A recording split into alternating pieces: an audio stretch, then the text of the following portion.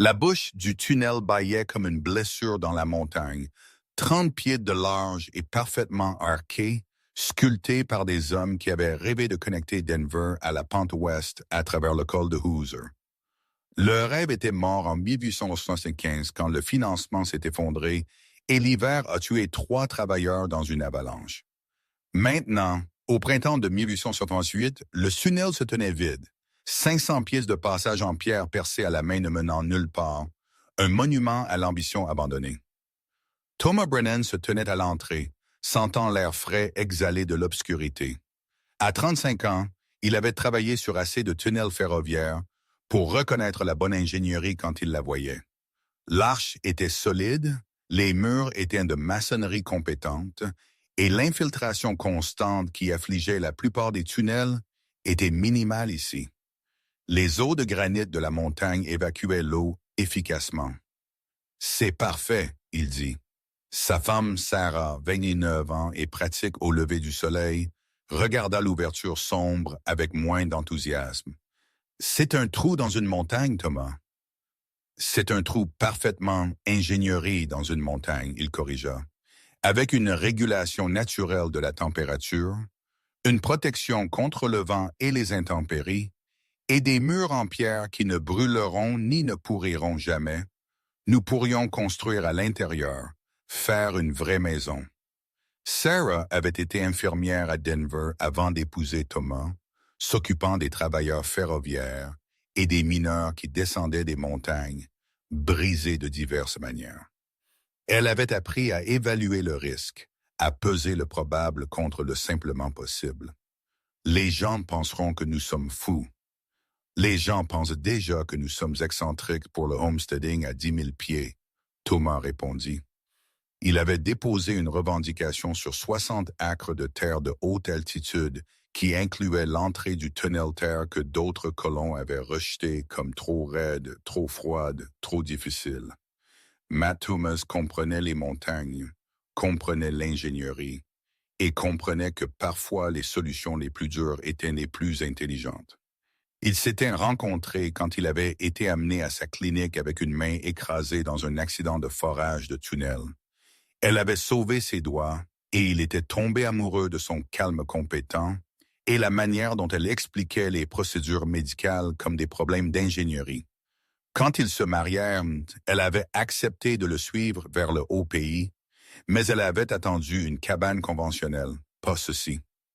« Montre-moi comment cela fonctionnerait », elle dit finalement. Ils marchèrent dans le tunnel ensemble, leurs pas résonnants. La lumière du soleil pénétra peut-être 80 pieds avant de s'estomper en pénombre. Le sol du tunnel était de niveau, soigneusement nivelé pour les rails qui n'avaient jamais été posés. Les murs montraient des marques de forage du travail du mineur, des trous précis où des charges de poudre noire avaient été placées pour exploser à travers le granit. L'arche au-dessus de la tête était un demi-cercle parfait conçu pour distribuer le poids de la montagne efficacement. « Température », Thomas dit, sa voix résonnant. « Maintenant, il fait probablement 45 degrés ici. En hiver, quand il fait 20 en dessous dehors, il fera toujours 45 degrés. En été, quand il fait 90 dehors, il fera toujours 45 degrés. La montagne est masse thermique. Elle absorbe et libère la chaleur si lentement que la température intérieure change à peine. » Il tira une bougie de son sac et l'alluma, regardant la flamme. Elle brûla régulièrement, ne vacillant pas. Bonne ventilation, le tunnel respire, l'air chaud monte et attire l'air frais de l'extérieur. Nous ne suffoquerons pas. Sarah marcha plus loin, ses yeux s'ajustant à la pénombre. Environ 100 pieds de l'entrée, une alcôve naturelle dans le mur attira son attention. Un endroit où le tunnel s'élargissait légèrement, peut-être où les travailleurs avaient stocké de l'équipement. « Ici », elle demanda. « Ici », Thomas convint, assez près de l'entrée pour la lumière et la ventilation, assez loin à l'intérieur pour la stabilité de la température et la protection contre les tempêtes.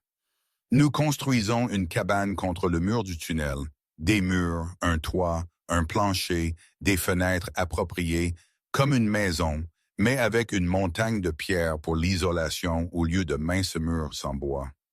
La moquerie commença au moment où ils mentionnèrent leur plan dans la colonie de Huzia Junction, une collection de bâtiments bruts à la base du col, servant les quelques âmes robustes qui essayaient de gagner leur vie en altitude.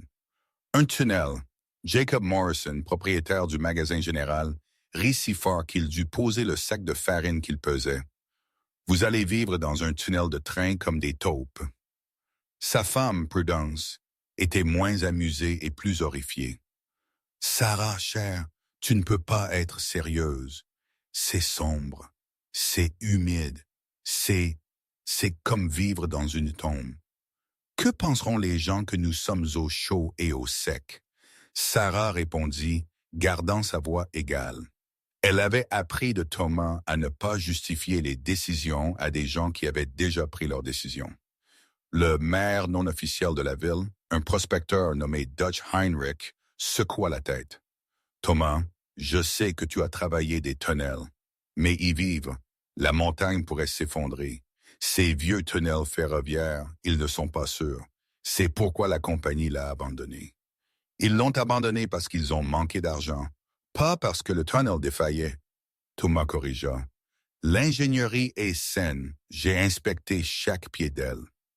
Le prédicateur local, Révérend Kimball, adopta une approche différente. Le Seigneur nous a donné la surface de la terre pour y habiter. Genèse parle de l'homme donné dominion sur la création, pas dit de se cacher à l'intérieur comme des animaux fuyant la lumière. Il y a quelque chose d'anormal à choisir de vivre dans l'ombre perpétuelle. Même les voix sympathiques étaient douteuses. Martha Hutchkins, l'une des rares autres femmes de la colonie, essaya d'être gentille. Sarah, je comprends vouloir un abri du froid ici, mais ne pourriez-vous pas simplement construire une cabane appropriée avec des murs épais? Vous deviendrez folle dans l'obscurité, chère. Les femmes ont besoin de soleil, d'air frais, de la vue des choses qui poussent. Nous aurons des fenêtres, Sarah dit, et nous serons à l'entrée, pas enterrés dans la montagne. Mais l'étiquette colla, les gens du tunnel. Certains l'appelaient la tanière de Brennan. Les enfants inventèrent une chanson sur le fait de vivre dans l'obscurité comme des chauves-souris. Même les appels sympathiques montrèrent que la colonie avait décidé que c'était de la folie, du désespoir. Oh, charou les deux. La construction commença fin mai, quand la neige s'était finalement suffisamment dégagée pour transporter les matériaux. Thomas avait travaillé assez de tunnels pour savoir exactement ce dont ils avaient besoin. Du bon bois pour l'ossature, beaucoup de clous, un poêle fiable, et le plus important, une planification de ventilation appropriée.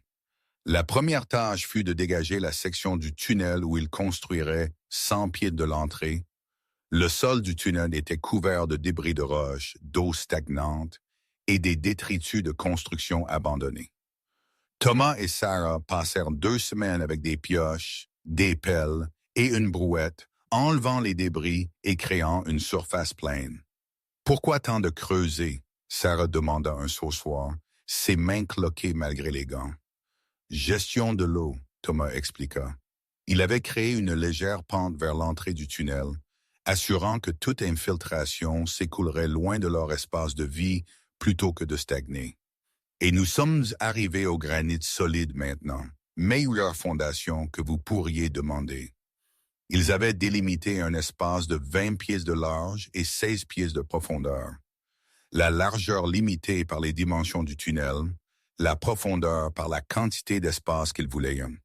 Thomas conçut la structure pour être construite contre le mur sud du tunnel, laissant le côté nord ouvert pour le passage et le flux d'air. L'ossature fut montée début juin. Thomas avait acheté du bon bois de sapin de Douglas, transporté de Denver à des frais considérables. 47 $ pour du bois d'œuvre, une portion significative de leurs économies, mais ça valait le coup pour un matériau de qualité. L'ossature était une construction poteau-poutre conventionnelle, des poteaux de coin 4x4 posés sur des pierres plates pour la fondation, des montants de murs 2x6 espacés de 16 pouces pour la solidité et de lourds linteaux au-dessus des ouvertures de fenêtres et de portes pour supporter les charges du toit. Mais contrairement à une cabane autonome, un mur était le tunnel lui-même. Granit solide qui n'avait pas besoin d'ossature, seulement un peu de lissage là où la pierre était particulièrement rugueuse. Thomas passa 2 jours entiers avec un marteau et un ciseau, abattant les pointes de pierre saillantes et créant une surface relativement plate où l'ossature en bois rencontrerait la montagne. C'était un travail fastidieux, frappant la pierre des milliers de fois, mais essentiel pour un ajustement serré. Là où des lacunes restaient entre le bois et la pierre, il les bourrait d'un mélange d'argile et de paille, créant une barrière isolante contre les courants d'air. C'est comme construire la moitié d'une cabane, Sarah observa, regardant la structure prendre forme. 3 murs de bois, un mur de montagne. L'asymétrie était étrange mais élégante dans son efficacité. Exactement, Thomas dit, clouant une poutre de linteau avec des clous de Whitpenny enfoncés en biais pour une adhérence maximale. Et le mur de montagne n'a jamais besoin de réparation, ne pourrit jamais, ne brûle jamais. C'est le meilleur mur que nous puissions avoir. Dans 100 ans, quand ces murs en bois pourraient avoir besoin d'être remplacés, ce granit sera exactement comme il est aujourd'hui. Il avait appris la charpenterie pendant ses jours de chemin de fer, regardant les équipes construire des bâtiments de gare et des logements pour les travailleurs. Maintenant, ses compétences se revinrent. Comment vérifier les coins d'équerre en utilisant la méthode du triangle 3,75? Comment s'assurer que les poteaux étaient d'aplomb en utilisant une ficelle lestée? Comment jumeler des poutres ensemble pour une force supplémentaire? Chaque joint fut vérifié 2 fois. Chaque mesure vérifiée. À 10 000 pieds, les erreurs étaient chères. Le plafond était plus complexe. Thomas ne voulait pas simplement construire à plat jusqu'à l'arche du tunnel. Cela créerait un espace d'air mort au-dessus d'eux, gaspillant la chaleur et créant des problèmes d'humidité potentiels. Au lieu de cela, il conçut un toit en pente qui s'élèverait à environ 12 pieds à son faîte, puis s'arrêterait bien avant l'arche du tunnel. L'espace est intentionnel, il expliqua à Sarah alors qu'il levait le premier chevron en place. L'air chaud monte, en hiver, l'air chaud de notre poêle montera dans cet espace, circulera et aidera à maintenir la température. En été, la même circulation aidera à nous garder au frais et l'humidité pourra s'évaporer dans l'espace du tunnel plutôt que de se condenser sur notre plafond. Sarah, qui avait étudié l'anatomie et compris les systèmes de circulation, le saisit immédiatement. Ça respire. Tout devrait respirer, Thomas convint. Les planches de toit furent posées ensuite. Pain brut posé sur les chevrons et cloués. Par-dessus cela, Thomas étala une couche de papier goudronné pour la protection contre l'humidité, puis ajouta des bardeaux en bois. Cela semblait excessif, un toit à l'intérieur d'un tunnel protégé de la pluie. Mais Thomas insista. Condensation, il dit. Granit froid au-dessus, air chaud en dessous. L'humidité se condensera. Ce toit l'évacue de notre espace de vie dans le tunnel où elle peut s'écouler naturellement. Les murs étaient une construction forée et à lattes, des planches verticales avec des bandes étroites couvrant les lacunes. Thomas prit un soin supplémentaire avec le mur qui faisait face à l'entrée du tunnel. Sachant que c'était là que l'air froid et le vent pouvaient pénétrer, il doubla le plancher là, créant une barrière isolée, et s'assura que la porte s'ajustait fermement. La porte elle-même était un point de fierté. 3 couches de planches se croisant en angle, liées avec des sangles de fer que Thomas avait forgées lui-même dans la forge de Morrison. Lourdes, solides et équipées d'une serrure et de charnières appropriées. « Pourquoi une telle porte de forteresse ?» Sarah demanda. « Parce que tout le reste ici est du granit, » Thomas dit. « C'est le point faible. Doit être forte. » Les fenêtres étaient le plus grand défi. Sarah avait insisté sur de vraies fenêtres, pas juste des volets ou du papier huilé. Thomas avait accepté, mais le placement était délicat. L'entrée du tunnel faisait face au nord-est, ce qui signifiait un ensoleillement direct limité. Il installa 2 fenêtres dans le mur faisant face à l'entrée, positionnées pour attraper toute lumière qui pénétrait dans le tunnel. Les 2 étaient en vrai verre, cher, de lourdes vitres transportées de Denver dans des caisses rembourrées. Ce sera encore sombre, il avertit. Plus sombre qu'un sous-sol, plus lumineux qu'une grotte, sera dit. Nous aurons des lampes et je préférerais avoir des murs en pierre et une lumière tamisée que des fenêtres lumineuses et des courants d'air gelés. Le sol était le projet de Sarah. Thomas avait nivelé le granit, mais elle voulait quelque chose de plus chaud sous les pieds que la pierre nue. Il ne pouvait pas se permettre de vraies planches de plancher pour tout l'espace. Alors elle conçut un compromis. Un cadre en bois rempli de galettes de rivière lisses posées dans du octal, puis couvert de tapis de chiffon qu'elle avait apportés de Denver. Le résultat était étonnamment attrayant, un sol en pierre qui ne ressemblait pas à de la pierre, une masse thermique qui retiendrait la chaleur du poêle. L'installation du poêle nécessitait une planification minutieuse. Thomas installa un petit poêle en fonte au centre de leur espace de vie, mais la cheminée était le défi. Dans une cabane normale, une cheminée monte simplement à travers le toit. Ici, la cheminée devait monter 12 pieds jusqu'au toit en pente de la cabane, puis s'inclinait pour se connecter à un tuyau métallique qui montait encore 8 pieds pour atteindre l'arche du tunnel, puis s'inclinait à nouveau pour évacuer par un trou soigneusement percé que Thomas avait passé 3 jours à faire dans la paroi latérale du tunnel à environ 20 pieds de hauteur. Pourquoi ne pas simplement l'évacuer tout droit par l'entrée du tunnel? Sarah demanda, le regardant lutter pour mettre en place la dernière section de tuyau de poêle. Tirage et contre-tirage, Thomas expliqua. Si nous ventilons à l'entrée, les vents d'hiver pourraient souffler la fumée à l'intérieur. De cette façon, les vents est protégé et le tirage est propre. Le tunnel lui-même aide. L'air chaud monte et emporte la fumée vers le haut et l'extérieur. Fin juillet, la structure était complète. De l'intérieur du tunnel, cela ressemblait à une petite maison en bois construite contre le mur de granit avec un toit en pente et des fenêtres à un vert brillant de la lumière des lampes. De l'extérieur de l'entrée du tunnel, on pouvait à peine le voir. Juste un aperçu de mur en bois dans la pénombre, peut-être 80 pieds en arrière.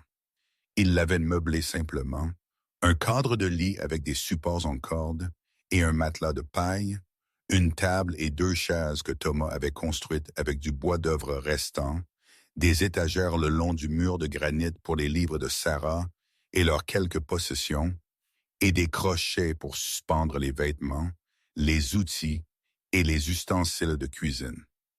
La première nuit à l'intérieur fut étrange. Le silence était profond.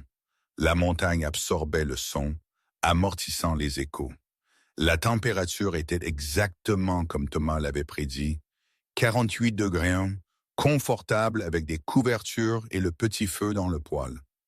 L'obscurité à l'extérieur de leurs fenêtres était absolue, mais à l'intérieur, la lumière des lampes et du feu créait une lueur douillette. « C'est calme, Sarah dit. »« Pas de vent, » Thomas répondit. « Pas de planches qui grincent, pas d'animaux qui grattent les murs. Juste la pierre et le silence. » Elle trouva qu'elle aimait ça. Après des années à Denver, où le bruit était constant et l'intimité rare, le calme profond du tunnel se ressentait comme un luxe. La moquerie de la colonie ne s'arrêta pas juste parce qu'ils avaient construit l'endroit. Au contraire, elle s'intensifia quand les gens réalisèrent qu'ils y vivaient réellement. « Comment pouvez-vous le supporter ?» Prudence Morrison demanda quand Sarah vint au magasin pour des fournitures en août. L'obscurité, l'humidité, l'anormalité de tout cela. « Ce n'est pas humide, » Sarah répondit. « Le tunnel draine bien, et nous avons des fenêtres et des lampes. Mais ne vous sentez-vous pas enterré vivant, piégé? » Prudence frissonna dramatiquement. « Je deviendrai folle en 1 semaine. » Jacob Morrison était plus pratique dans sa critique. Ce tunnel n'était pas destiné à vivre, Thomas. Il était destiné au train. Que se passe-t-il quand la montagne bouge? Quand la pierre se fissure, vous serez écrasé dans votre sommeil. Le tunnel est là depuis 3 ans sans bouger, Thomas dit. L'ingénierie est saine. Le granit ne bouge pas comme le sol. Dutch Heinrich, le prospecteur, avait des prédictions plus sombres. L'hiver arrive, Thomas. Ici, à 10 000 pieds, l'hiver n'est pas une blague. Ce tunnel sera plus froid qu'une tombe. Vous brûlerez tout votre bois de chauffage en essayant de chauffer la pierre. Et il ne fera toujours pas chaud. Vous gèlerez, ou vous suffoquerez de la fumée, ou les deux. Même le révérend Kimmel, habituellement mesuré dans ses jugements, exprima son inquiétude. « J'ai prié pour vous deux », il leur dit après le service du dimanche. « Cela me trouble, ce choix de demeurer dans l'obscurité. Les psaumes parlent de marcher dans la lumière du Seigneur. Quelle lumière peut vous atteindre dans un tunnel? » La même lumière qui atteint tout le monde, Sarah dit, se surprenant elle-même par sa fermeté. Nous sommes toujours les enfants de Dieu, révérend, que nous vivions dans une cabane ou un tunnel. Nos murs sont en granit au lieu de pain, mais nos cœurs sont inchangés. Le prédicateur n'eut pas de bonne réponse à cela. Pendant la fin de l'été et le début de l'automne, Thomas et Sarah s'installèrent dans leur maison tunnel. Ils développèrent des routines. Sarah découvrit que la température constante signifiait que la conservation de la nourriture était plus facile. L'espace du mur de granit était comme avoir une glacière naturelle. Le lait resta frais pendant des jours. La viande se conserva plus longtemps. Les légumes stockés dans des paniers le long du mur de granit ne gelaient ni ne flétrissaient. Thomas construisit des meubles et des améliorations supplémentaires. Un système de collecte d'eau qui recueillait les infiltrations mineures du tunnel et les filtrait à travers du sable et du charbon pour l'eau potable. Une grille de ventilation astucieuse près du plafond qui pouvait être ouverte ou fermée pour réguler le flux d'air. Un espace d'atelier plus loin dans le tunnel où ils pouvaient travailler sans déranger Sarah. Ils acquirent un chien, un bâtard trapu nommé Granite, qui semblait aimer le tunnel autant qu'eux. Il dormait contre le mur de pierre, absorbant sa fraîcheur en été et se recroqueillait près du poêle en hiver. Les visiteurs étaient rares. La plupart de la colonie les avait considérés au mieux comme excentriques, au pire comme dangereusement fous. Mais occasionnellement quelqu'un montait le sentier pour voir cette étrange demeure.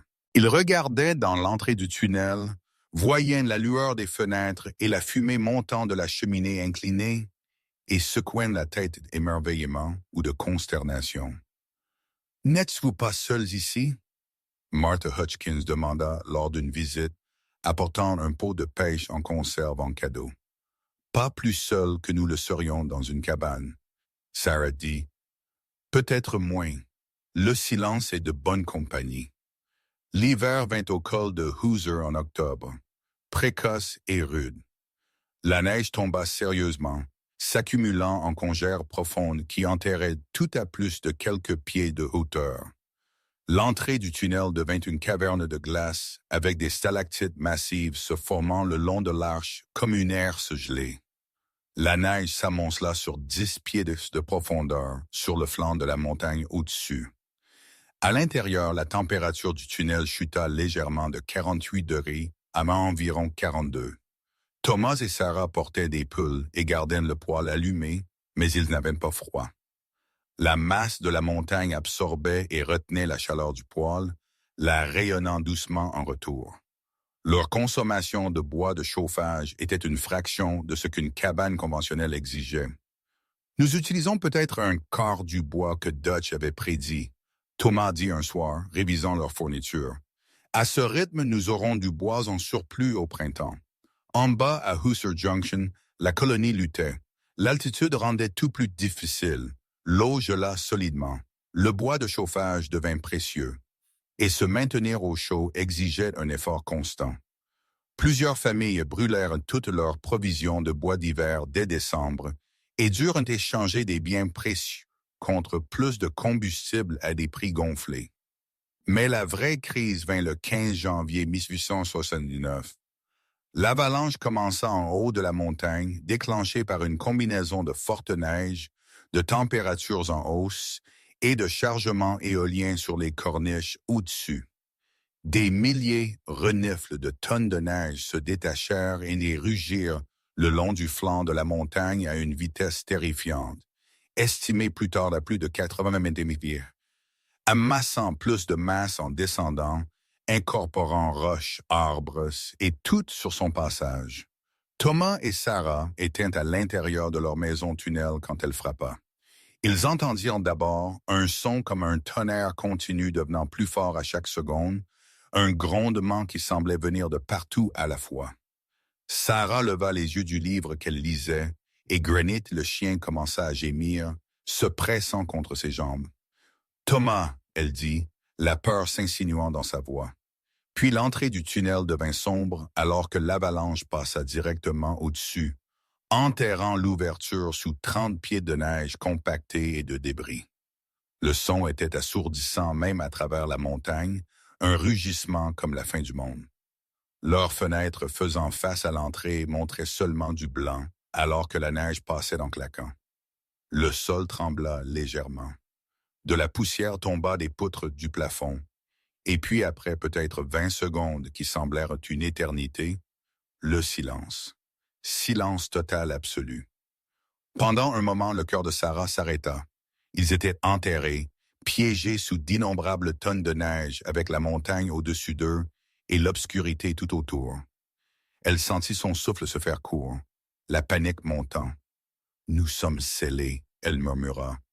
Puis Thomas alluma une lampe calmement, l'esprit de son ingénieur ferroviaire évaluant déjà la situation. « Nous allons bien », il dit, bien que sa main tremblât légèrement alors qu'il levait la lampe. La structure du tunnel tint, pas d'effondrement, pas de brèche. Nous avons de l'air.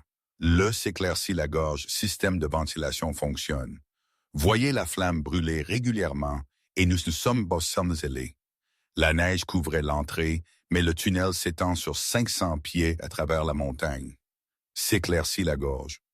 Nous pouvons creuser à travers le puits de ventilation ou attendre que la neige se dépose et dégager l'entrée. Il avait raison, bien que le prouver ait demandé des efforts.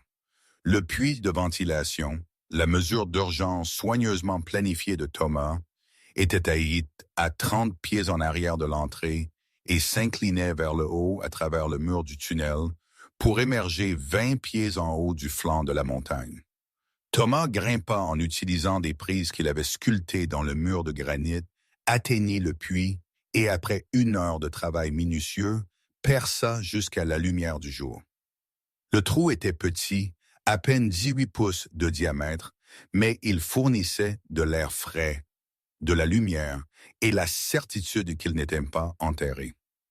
Au cours des 3 jours suivants, ils agrandirent tour à tour le trou de ventilation et commencèrent à creuser un tunnel à travers la neige, bloquant l'entrée principale. C'était un travail lent et dangereux.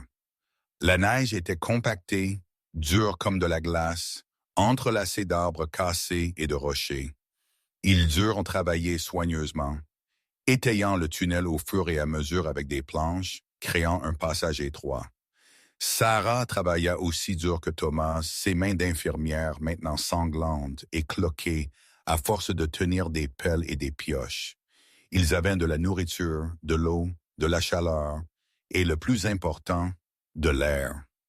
Le tunnel les avait protégés complètement. En bas, à Hoosier Junction, l'avalanche avait été catastrophique.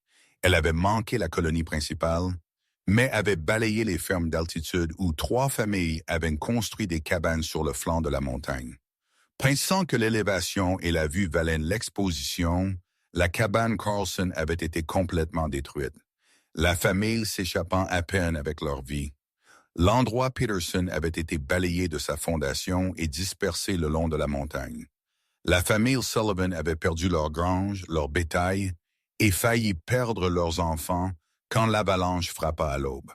Quand Thomas et Sarah finalement déterrèrent et firent leur chemin vers la colonie 5 jours plus tard, ils avaient attendu que les conditions se stabilisent.